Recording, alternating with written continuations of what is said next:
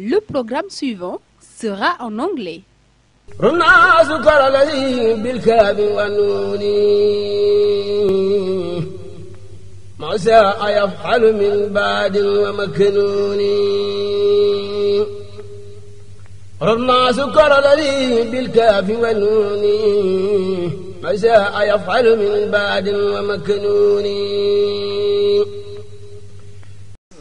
أعوذ بالله من الشيطان الرجيم بسم الله الرحمن الرحيم وصلى الله على سيدنا محمد وعلى آله وصحبه وسلم تسليما سدد لساني نوير جناني صفي أماني وزد برائي الحمد لله رب العالمين. Welcome viewers watching us for Echo from TOUBA show right now happening here in Lamfal TV. Today Wednesday, again we're having a beautiful show, inshallah. Today having our guests from America visiting. We're going to introduce you to them right now. First we have on our right Mr. Azra, Surgeon Laventhal, coming from Carleton University in Massachusetts. Welcome, Mr. Azra. Thank you, thank you. And also to our left we have Zief Delsham. I'm not having problem pronouncing them though. Zief Delsen Kahan from Williams, Massachusetts. There's a program, intercultural exchanges here in Senegal. We're going to get back into that, inshallah, when we start the conversation with them. But right now, the topic of the show, of course, cultural exchanges, the American experience, because we have youngsters from America who left the country and came here to Senegal for some experience, again, learning, trying to also to teach also the experience to Africans, to youngsters over here in Senegal as well. We're not going to lose any time, but before we start, we're going to wish long life to the Khalif of the order, Serigne Sidi Mokhtar Mbaki, after the Magal. I know everybody's tired, but wishing them well. Also all the work he's doing, finishing the Mosque of TOUBA, the Mosque of Dakar.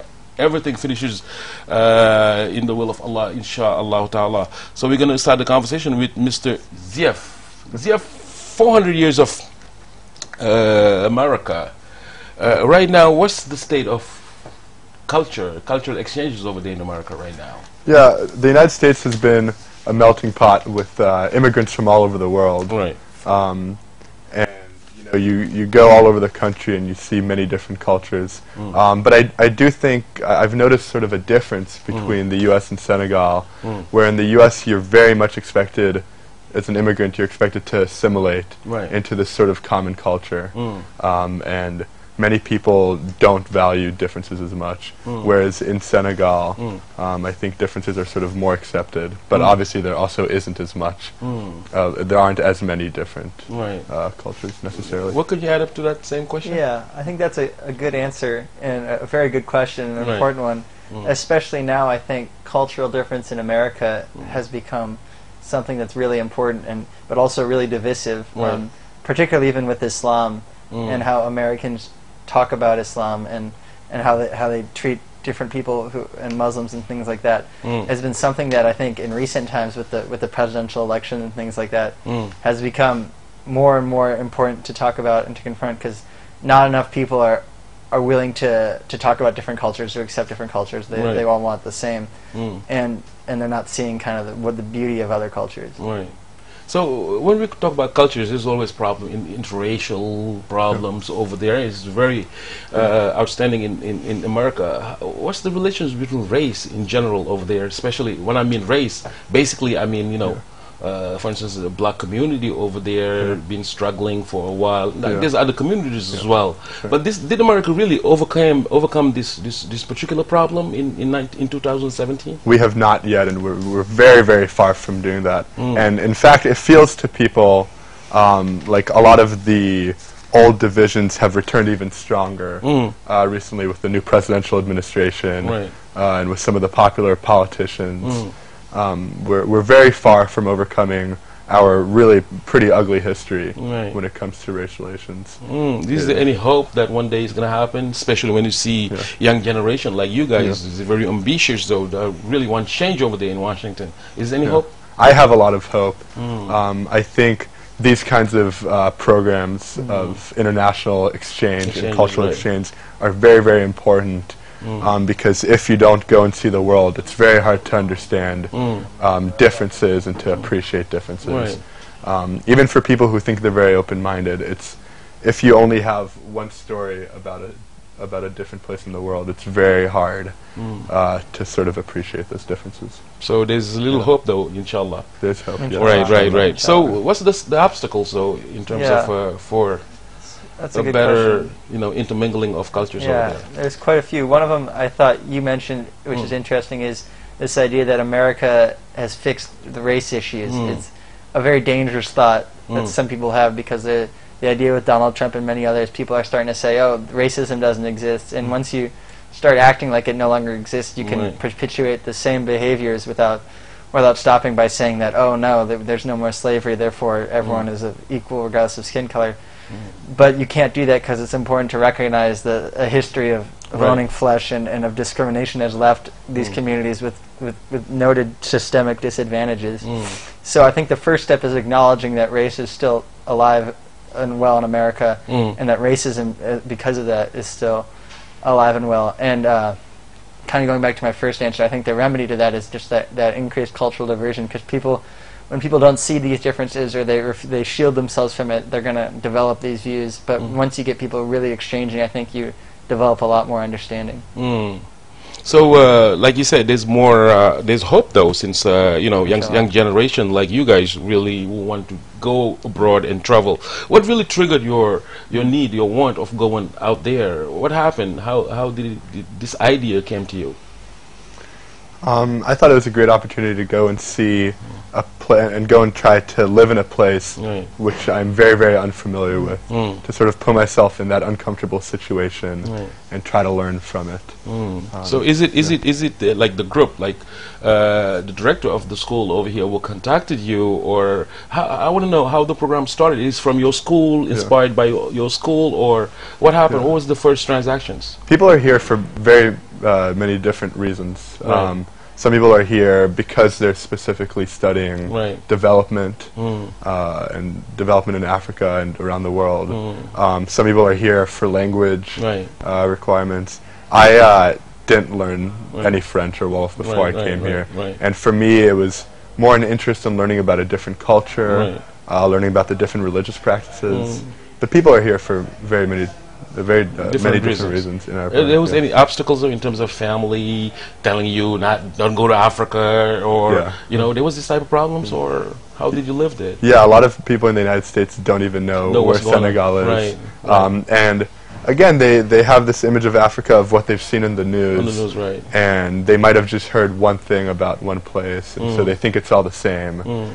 That's some people, and yeah, some people don't really know what Africa is like, but it takes that traveling, it takes different portrayals in the media, it takes people reading novels by African writers, for example. All these things help to sort of expand people's perceptions. When people think of Europe, they don't just think of one thing, usually. So.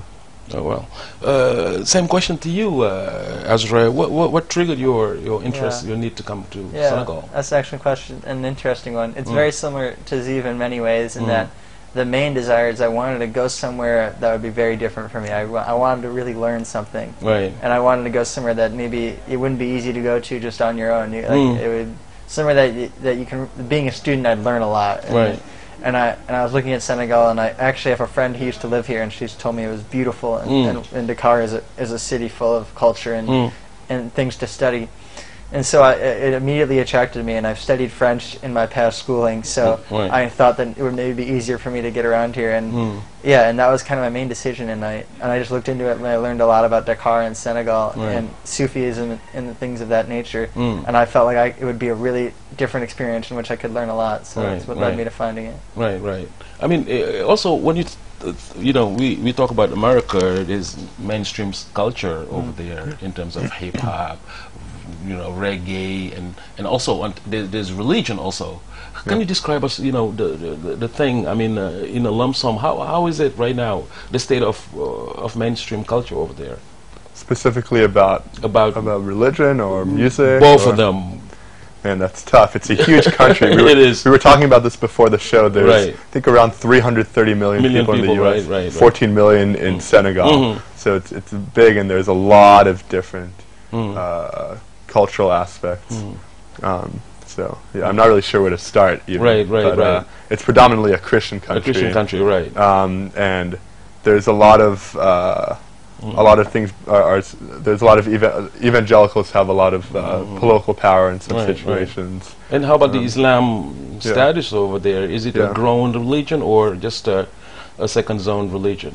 There aren't many Muslims in the United States. Right. And I think a lot of people have misconceptions of Islam, very, very problematic misconceptions of what it means to be a Muslim. Right. And that's part of the cool thing about Senegal. It shows you that there's so many sort of different forms of Islam and so many different people around the world who practice Islam. Right. I think we're going to come back to that. I'm going to turn to you again, Azra, to ask you basically the same question, though. You can kind of give us a little portrait of mainstream culture in America, and in terms of culture and religion as well. Sure. Yeah. Like that is an interesting question and a very large one. There's a lot going on in America in all different facets, but just to bounce off what Zeev said, obviously Christianity dominates the culture. Every American president has always been Christian. Right. It's kind of seen as a rite of passage in many ways to mainstream American culture. It's the only really accepted religion to talk about in the public sphere. Right. With Judaism and Islam also in the dialogue, but in terms of culture, it's kind of the religion of the culture, which has been interesting. Things have changed, obviously, as America's gotten more diverse, but I'd say largely it's in our Pledge of Allegiance under God and things like that. It comes back to Christianity kind of as the driving force of culture. So here you are in Senegal. This was your first visit, right? Yes. So you came in. How did you get into? You had a family that were waiting for you. Like I heard you before saying, my father as a Senegalese, my mother. How you integrated the Senegalese family? What happened when you came first in Senegal? Yeah, everybody in the program has a host family that we live with. And they've been very, very kind and very hospitable. But obviously it's quite an adjustment. I mean, most of us are in college not living with our family. And so sort of coming and being part of the family, again, they really treat you like one of the family members, which means they might expect you to be home at a certain time or might expect you to do this and that. It's great, and it's very nice to feel like you have a home here. Very, very nice. But it is an adjustment. It's like there's different ethnic groups in Senegal. Like the Serer, Wolof, and Toucouleur, Alpulaar, like we say, and many others. How did you choose a particular ethnic group? It was kind of suggested by someone, or it was from your own choice? It was just random. One of the administrators in our program set us up. So what did you choose? Which family from which you? I was put into Christian Serer family. In terms of culture, I mean ethnic group, Wolof or Serer. Serer. Serer. You speak Serer then? I don't speak any Serer. So my family speaks Wolof. Oh, they do? Yeah, they do. Okay. So you learn Wolof not from the family, your host family, but from the school? I learned it from the school, from my family a little bit, and from some of my Senegalese friends. Lolu Bakhna. Meaning what? What's that? Lolu Bakhna. Like it's good? Like it's good. There you go. He's really progressing. He speaks it well. Right. So when you came in, same question about choosing a family and also an ethnic group. It's randomly done though. Which ethnic group you choose? So I live with a Muslim Wolof family. They're Tijani. It's a big family. Mashallah. A grandmother, her 4 adult kids, and then I think 5 young ones. So it's a big house. There's a lot of action. And, we all eat around the bowl together. And Mashallah. It's been a great really experience. Great. Yeah, and like Zeev said, they treat me like I'm one of their children. Which they knew you forever, amazing. right? Yeah, exactly. Right. I've been there for years. Right. So it's amazing. The food is delicious. So Mashallah. It's been great. What was the food you tasted there? Yeah, Chebujan lots of chebujan. Lots of chebujan. Lots of rice and fish. And for Tabaski, the mouton. The mouton, It's been delicious. Right. And you came in with a program though. I mean, going to school. What do you guys learn over there? What is it? Tell us about the program. So all of us take French and Wolof, and then after that there are electives that you can take. So for my part of the program, in addition to French and Wolof, I'm taking education and culture, society and culture, and intercultural communication and leadership, where we learn about sort of navigating cultural differences, how to adjust to the culture shock, how to adjust to different values, and sort of be able to see people through their own cultural context. It's beautiful to live it firsthand, though, because you came in living with other families and then learn how to adjust basically on a daily basis. I think it's a great experience.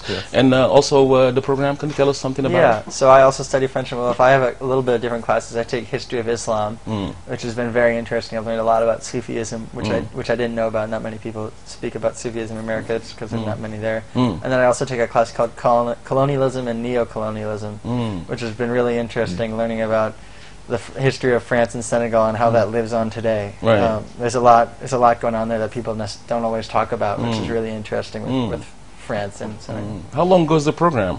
It's 16 or 17 weeks in total. Yeah, so beautiful. Pretty thorough. Is this the first year experience, or? Yeah, this is my first time. Yeah, never done anything like it before. What is it called, the program again? CIEE. It stands for Council and International Educational Exchange.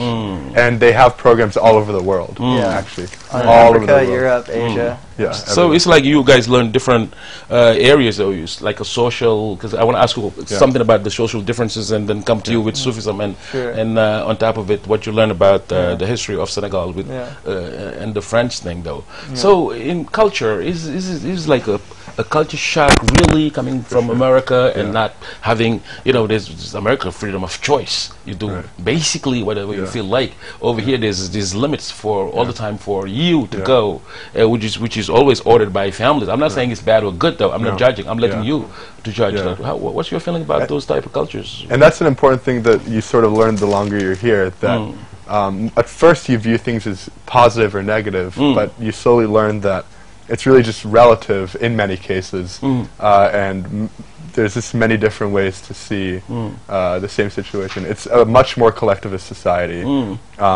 which does mean that you can't necessarily rely on your own personal property. Many people share things,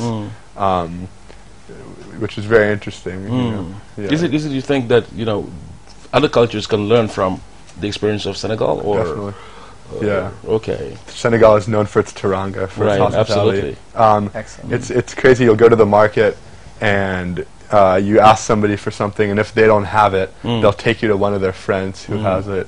People really count on friends for everything. During the Magal, people counted on their friends to go to TOUBA. Absolutely. There's no hotel in TOUBA, but like everybody has. Who's watching right now. Exactly, but everybody has a relationship. Everybody has a place to stay. It's beautiful. Everybody has a place to stay. It's really different from America because human relationships are kind of limited and a little cold, though, compared to what we live in Senegal in terms of living in families and having a lot of friends and gathering all the time, talking.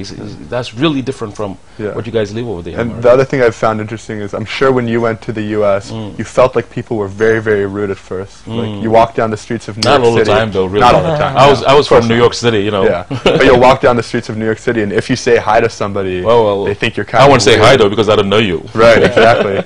And, we come to Senegal, and some things feel rude to us. Right. But you kind of take a step back and you think about it, and you realize that it's a different way of doing things. It's not that people in the U.S. are more rude or people in Senegal are more rude. It's that the definitions of rude change. Don't you think, Azra, because the religious touch, though, since you studied Sufism, though, what did they talk to you about Sufism in Senegal? It's been really interesting. I've learned a lot about the history of Sufism and what Sufism means and how it's different than maybe how they practice in Saudi Arabia or in different parts of the country, and how it focuses on the interior of the soul and over the exterior and the cleansing of the interior of the soul. Right. Exactly. This is called the tazkiyah. The tazkiyah to nafs. Sure. The nafs, in Arabic. Right. Which has been so interesting, and forgive me, I'm still no expert, so I may not be perfect, but and then the different brotherhoods existed in Senegal and the history of them, and Amadou Bamba and his story and how he created TOUBA and the things like that, and the Tijani and the Layaniya and all the different histories and practices within them has been really, really interesting, and it's been great for me because I'm able to talk to this about Senegalese people and learn so much.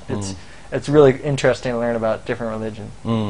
Is that good that they put forward like brotherhood and also peace, you know, forward of the teaching that really culminated to what we're living in Senegal right now? Certainly, yeah. It's been tremendously helpful for me. I can understand so much more about how we celebrate the Magal or Tabaski and why we do and things like that.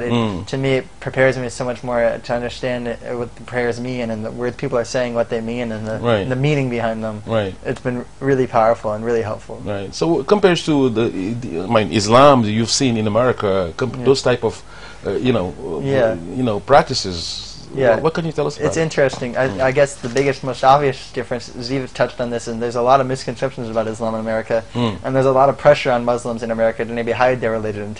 You don't see people praying in the street. You don't see a lot of people dressed in traditional clothing. Clothes. They keep it private, right? Which is different here. People are proud of their religion. They love talking about it, and they love sharing it with other people, and that's a big difference to me. It's interesting for sure. Okay. Also, on the second side, they taught you about like the history of France and Senegal, and what did you learn? Did you learn about the history of Senegal in terms of colonization? Yeah, I guess the biggest thing I learned is that France didn't leave completely in 1960. The biggest fact I learned is there's still so much going on even today with the control of the Senegalese government and things like Orange and the companies that control certain facets of the economy. It's really interesting to me to see kind of how things still go on and how the debate about how we have so much television in schools in Senegal in French and why that is, and maybe moving towards Wolof and things like that, and why we all speak a different language here. It's been really interesting to learn about the side effects after colonization. There's a lot going on that I haven't studied. Right, and also I think religious leaders like Sheikh Al Khadim, Sheikh Ahmad Bamba, Sidi Aj Malik, and many played a big role, in that situation, because helping Senegalese to stay firm in what they believe and also to safeguard their own culture. And today, if you go to many countries in Africa, you can find them on the streets speaking French and being completely colonized. But still, we're not 100% free. But at least we hold in to our own culture. I think it's a benefit, and then we should give thanks to Allah Subhanahu wa Taala, but also to Sheikh Al Khadim and many others who fought because of that. What do you think about Africa being colonized by French and what happened? I don't know. Maybe you didn't learn something about it, but you have some facts on that. Yeah, it's. I really think it's beautiful, sort of how Sufism in Senegal is really at its core very Senegalese and comes out of the culture, and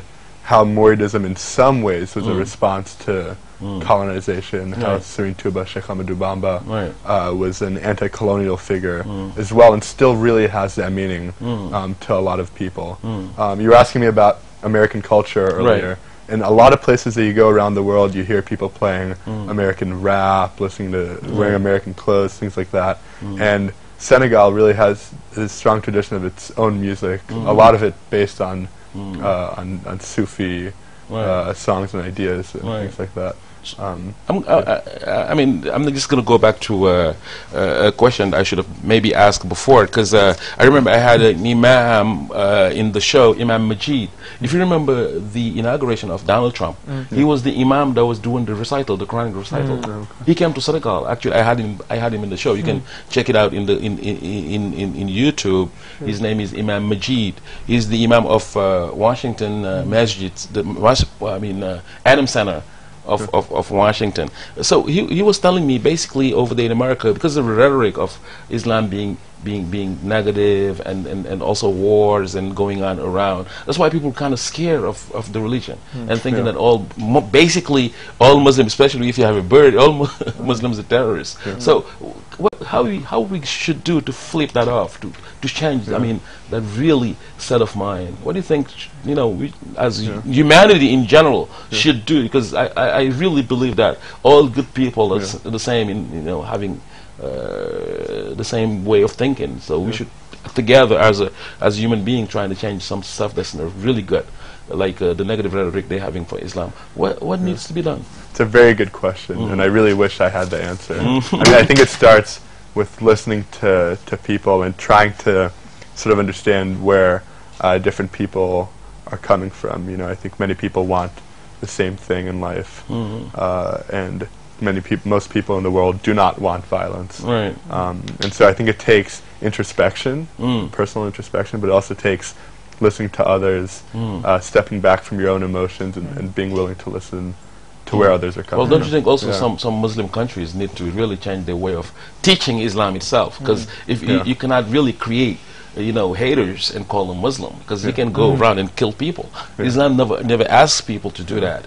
So I think also, certain countries have a role to play in that, in terms of, trying to teach really what Islam means, instead of just saying, go around and kill everybody around, which is not really a teaching of Islam. Azra, what needs to be done in order to fill that off? It's a great question, and a very important one, one that's in the news every day today. You said it yourself, this idea of connecting Islam with terrorism is so toxic and so dangerous, and there's so many people in America, not everyone, don't get me wrong, who believe that being a Muslim means believing in violence. And after being here, I know they couldn't be more wrong. And I think the first step is, the more you can get this cultural exchange, the better, because if everyone went to Senegal, we wouldn't have these problems, because people would see the Teranga and see how there's so many Muslims who value peace and community and coexistence. And I think the more we can get that cultural exchange, and it is difficult, but the more we can have people having these conversations, the more they'll see kind of the beauty of Islam, and the love that it brings amongst people of all religions. And like you said, there's obviously issues on both sides with hatred of the West, but if we see that Islam doesn't connote that, I think people would get along much better. Absolutely. Well, I mean, there's a say from someone who really represents the positive side of Islam, who is Sheikh Ahmadu Bamba, who said, "Ya Malik al-Mulk, Ya man jalla an qawadin, irham jami al-wara." He said, "Oh Lord, Lord of the world, please help all creatures." He doesn't even basically say Muslims or Senegalese. He asking Allah subhanahu wa ta'ala to help all creatures. We just talk about Sheikh Al-Khanim and also TOUBA.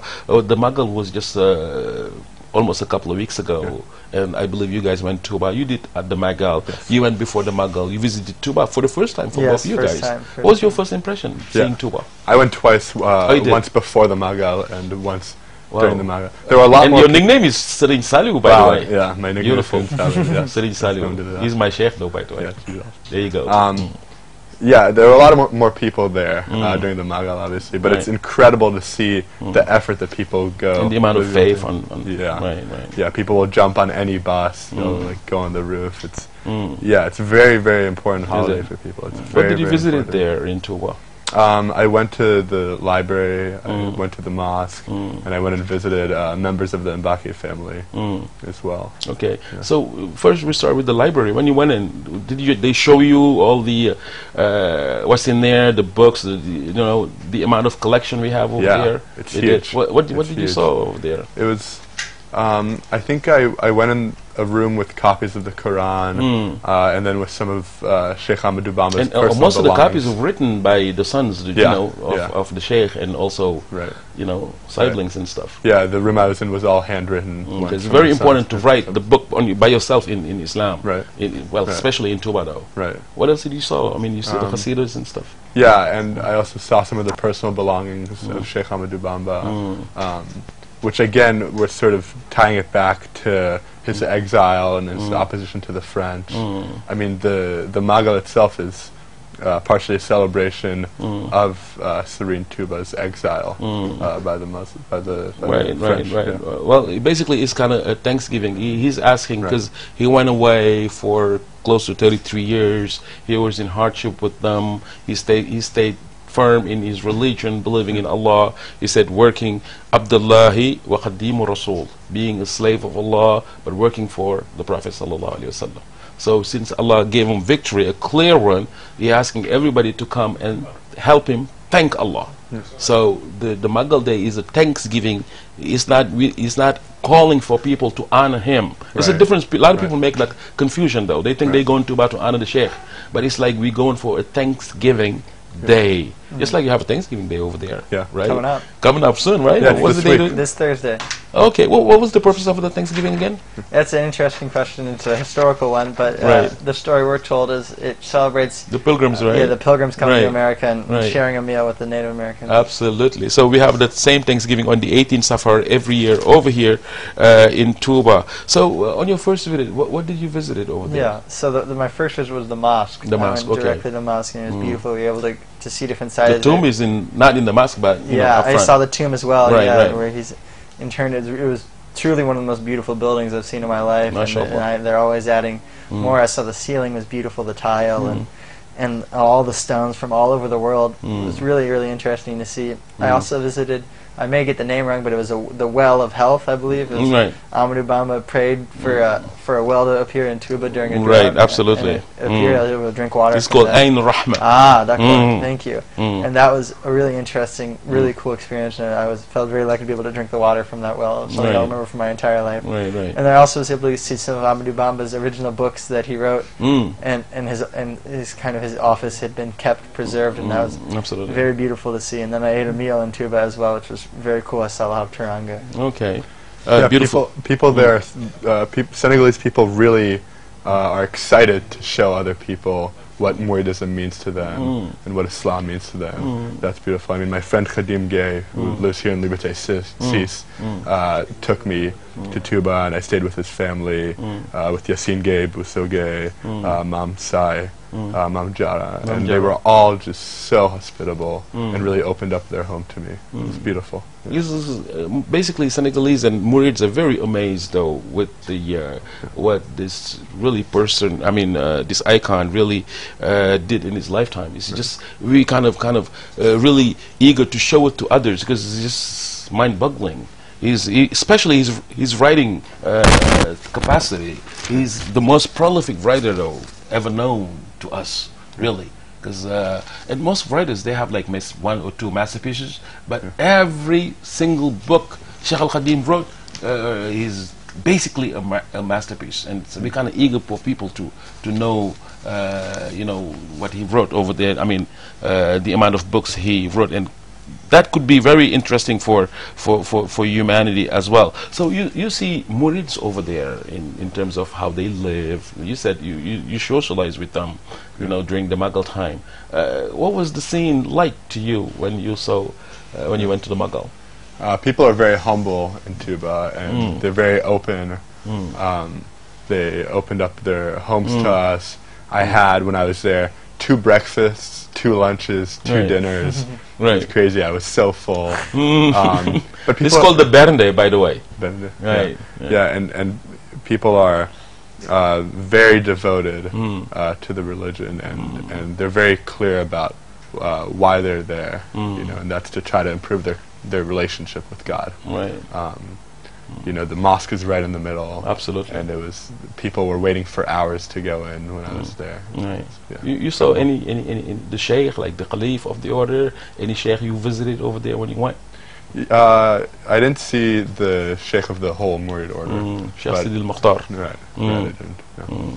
But you visited any other sheikh? Yeah, I did with visit Khadim? other sheikhs. Yeah, I did. You remember them or? I am blanking on his name right now, but yes, okay. yeah, it was very cool to go and meet them and see how they gave advice to people and how important they were to people, how important the sheikh-talibe relationship is in Senegal. It really drives a lot of people's lives and their effort to closen themselves to God. Right. The social interaction, Azra, what is it? Can you tell us about it? TOUBA, how they socialize and. It was special. It was different than any other city I've been in my life. I feel like in TOUBA, I didn't have to worry about pickpockets or people even being rude. In TOUBA, everyone. I remember my professor of Looks Islam, like you had a pickpocket experience in yes, Dakar, right? That was at Senghor From the stadium, right? Yeah, that was a little different. Those guys have to stop. that was not good, but not the case in TOUBA. My professor of Islam told me on one of the first days of the Magal, even the beggars give money to people. Everyone is giving, no matter who you are or where you're from. You focus on donations. They will help you out, right? Yeah, and I noticed that too. There was a man who gave one of my good friends prayer beads. He just saw her and he said, "Take these," and he just gave them to her immediately. And it was just, amazing to see the community there and how everyone comes around the city, and the spiritualness is really powerful. It's very noticeable. Absolutely. So, it is any advices you want to give to the youngsters in Africa as a young American want to discover new lives, new culture, who left not live but came here for a while to learn that, and finding Africans here living with them for almost 5 or 6 months. Yeah. So the way you see, how we live in Africa and what's happening socially, economically, there's any advice you can give to youngsters here in Senegal? Well, I think in the U.S. we have... Any kind of advices, though? It's very difficult. I think in the U.S. we have a lot to learn from Senegalese culture, from the sort of focus more on living in the moment and enjoying what's happening around you, enjoying friends, enjoying family. Nobody is left alone in Senegalese culture. Everybody has somebody they can lean on in hard times, and I really think that's beautiful. So I think my biggest advice is just to keep your mind open to different ways of life, and sort of listening first and then thinking critically and thinking about what you can take away from your different experiences. Okay, that's beautiful. That's beautiful advice. Same to you, Astra? Yeah. Any advice you can give to youngsters here in Senegal? Yeah, it's an interesting question. One I'm a little bit hesitant to answer because I feel like as an American, maybe I should be talking to American youngsters. Well, kind of universal citizens now. Universal, Right, I certainly understand that. I guess the one thing I would say, the main point would be, if you're able to travel as much as you can and get this cultural exchange, because for me it's been an experience where I've learned so much, and I know many people, money is hard, or they have jobs, or they can't leave their families, and I understand that. But if you ever find yourself in a position where you can travel to America, or even travel to somewhere else in Africa, I think it's so valuable to be able to meet people who are different than you, and you learn so much. And for me, it's even in the world in general, it's led me to gain a respect for difference that I didn't have before. And I think it's something that only if you're able to do, everyone should do it as much as they can to try to understand difference. And I think when you come home, it gives you a lot better perspective on the world. Absolutely. So here you are, guys. You've learned like what interculturally right now at school, and you're gonna go back, inshallah. When is it you're leaving? December 15th. Is there any book of Sheikh Al Khadim you've learned before you left? Is any book of the Sheikh you know of? Not yet, but I just discovered that there's an online website. You told me about the one it. I sent you. Yeah, where you can see translations. So I will check. It's called darekamil.org. Right. And that's a great resource. Right. So let's say you've learned, you have all this, lecture. I mean, lessons you got from the school, and you go back to America. From there, what's in the future?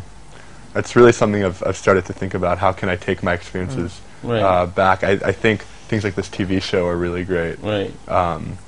Sort of talking to people about my experiences and what I've learned. But I'm really still processing it. I'm not sure. I'm still go back really to school in the when you go back there? Or? Yes. I have a year and a half left in college. Left to do, right. Yeah. I'm sure it's going to be very interesting. I mean, beneficial for you with the experience you have. Who's running the school over here again? Serene Jai. Serene Jai. I think Serene Jai. Hi, Serene Jai. You're doing a very beautiful work, and keep going. This is beautiful. This is what Africa and the world need. Intercultural exchanges, like programs like this. I mean, could really change stuff. Though, help narrow-minded to see light. So thank you, Serene Jai. So you're going back to America soon, so inshallah. And what's in the future? Yeah, an excellent question. Like Z, I've been grappling with a lot these days. To answer it literally, I'll be going back to school in January and returning to my studies. But in terms of after that and how I'm going to take this experience, I agree with Stephen that this television show is just such a wonderful opportunity to be able to have these discussions in such a thoughtful manner.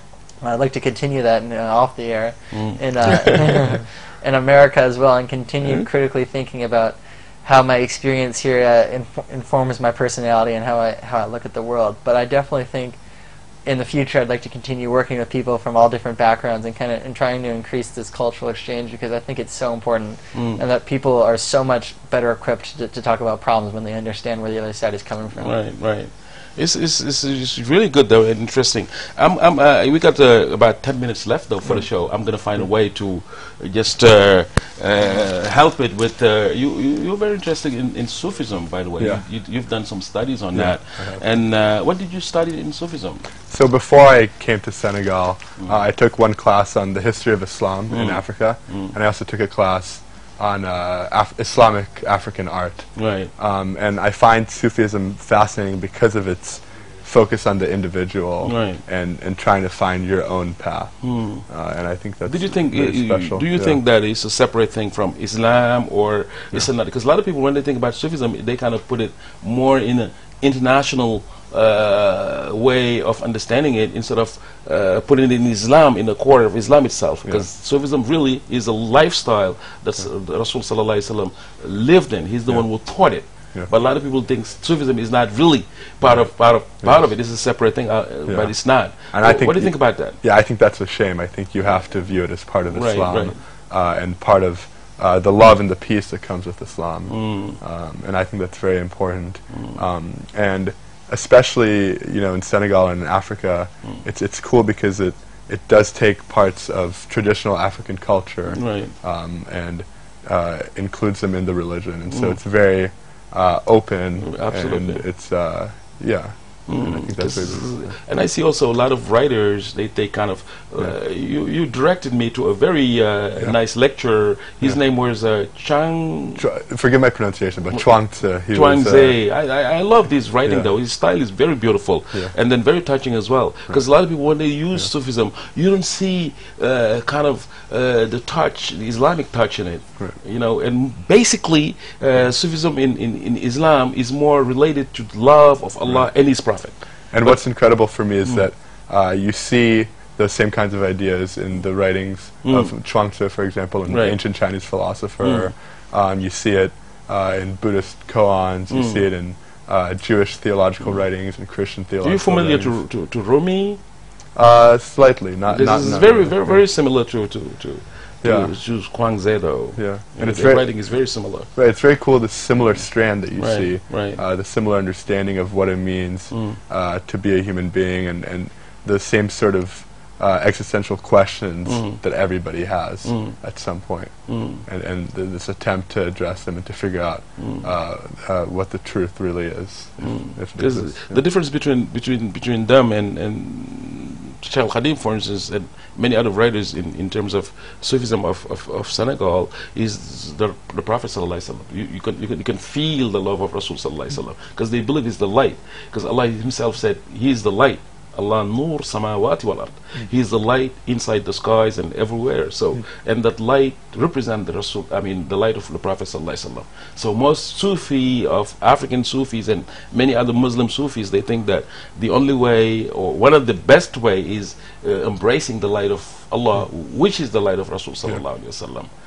So Sufism, Azra, what did you learn about it? In terms of any Sufi, outstanding Sufis you've learned from, or? Sure. Well, my host brother here is a Baifal, and that's been a very interesting aspect of Muridism that I find really interesting and very unique. And the idea of devoting one's life to working for Arabism, following the teachings of Ibrahim Afal and how he followed Sheikh Ibrahim Afal, right, exactly.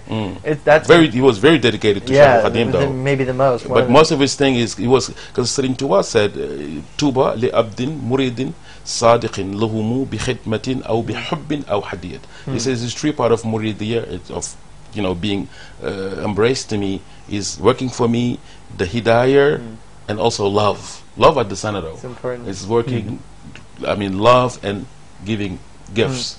So Sheikh Ibrahim Afal is known for his work position, though. Day and night he used to concentrate on working for Sheikh Al-Khadim. Right. Go ahead. So that's been really interesting. Living with Islam and with Muslims has been really eye-opening, and specifically Sufism. And like as you said, this emphasis on the purity of one's interior and the nafs, like we talked about, fighting the evil within and things like that, is really, really interesting, and I can see how it has such a profound effect on devotion and on the community around Sufism. I think is really special. So it's been very cool to live with and see, as well as learn about. It's, I think, a very interesting and unique aspect of Islam and one that is really beautiful in a lot of ways. That's wonderful. That's wonderful.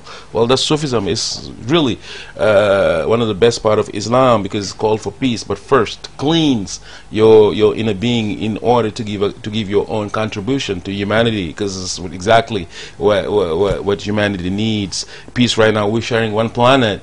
You know, we're sharing everything together. So why can't we get together? Why can't we live in peace? I think with generations like this, there's hope. There's going to be, inshallah, light in the tunnel. You visited, I mean, coming from a developed country. We in the developed country though.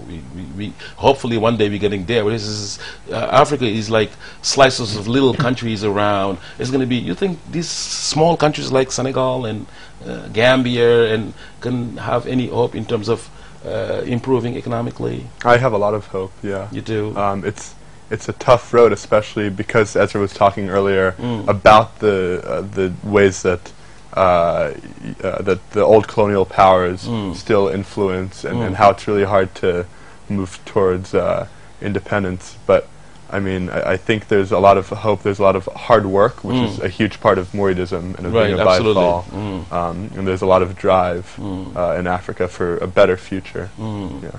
So, Ezra, do you think that there's any hope in terms of getting there? Because really, we can say America made it, you know, first country, you know, in terms of economy right now. So, is it any hope that we can make it as small countries like Senegal and others? Like we've talked about it, I believe yes, to answer your question. Do? Yes, but it is difficult, and it will be difficult, because this history of European manipulation of Senegal has taken so many. It's so sad, and it's taken so many systems and placed them backwards, and so many obstacles are in the way of Senegalese development, because there's still so many controls coming from the French government and things like that.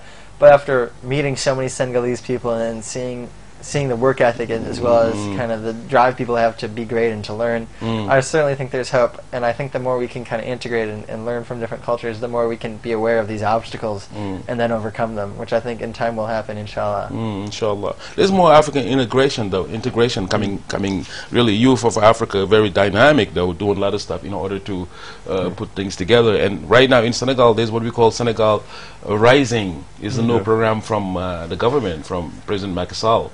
You visited Diamniadio area. There's a new airport that's going to be open in mid-December. Yeah, you heard of it, right? We're leaving from there. Oh, you're leaving from there? We came in Leopold Senghor, and we're it's leaving going to be maybe there. when is it you're leaving? I think it's going to open by the 11th or something. Yeah, it's opening the 7th, I think. The 7th or something, right? The 15th. Right. But yeah, Africa is the youngest continent in the world. It's a new city by Diamniadio being built, and there's the airport not far away from that.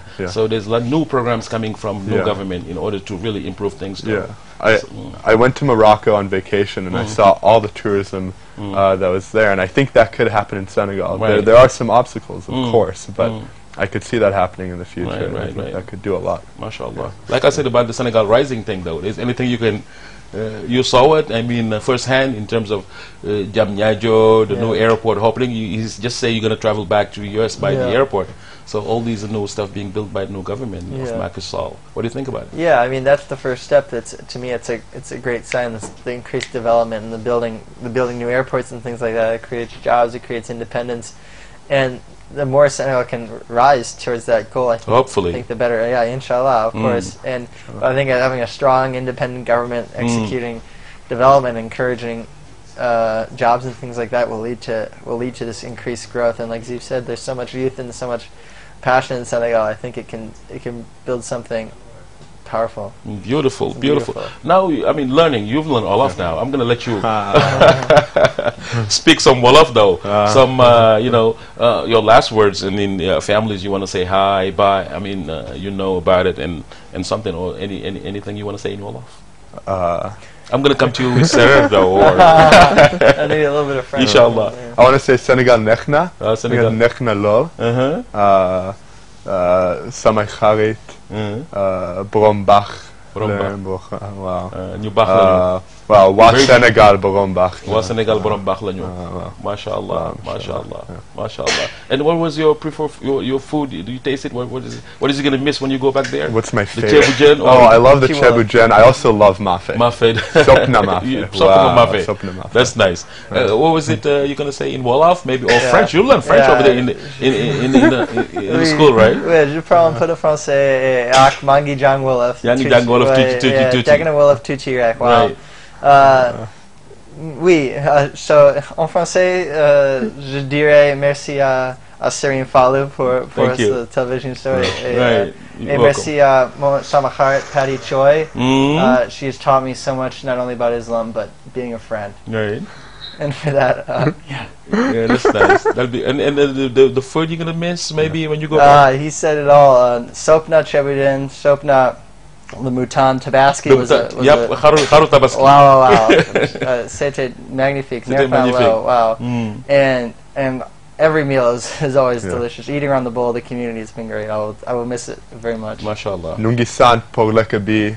Nungisan por terangabi. Por terangabi. MashaAllah. MashaAllah. And your last word will be in general in English?